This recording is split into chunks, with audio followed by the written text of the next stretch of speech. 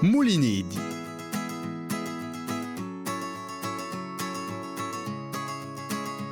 Per poter fare mulinedi ti ci vuole ogni po' di voli coloriti, i tesori, una pistola in coda, bottoli di plastico, piega un foglio in due, in da diagonali, poi di no in due,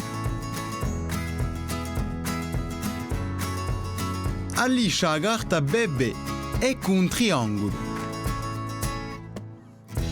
apri il foglio e taglia tutti i lati senza staccarli l'uni dall'altro.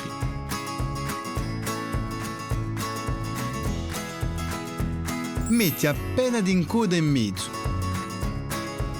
Piega ogni triangolo senza fare toccare il foglio. Appiccica appunto in mezzo. Incoda un bottolo in mezzo di un mulino che dopo pressi i 4 gappi. Mettili in coda da darete un mulinedo e appiccicaci un stilo di legno da poterlo tenere in mano. Piglia un foglio di un altro colore da fare un altro mulinedo.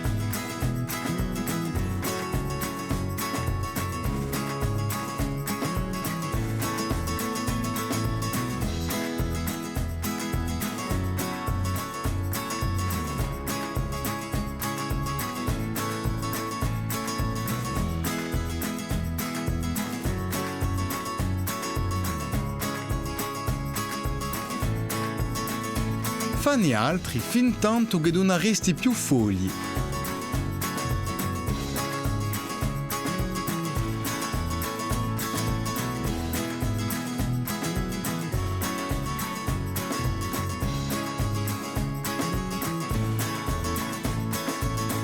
Ora tocca a te.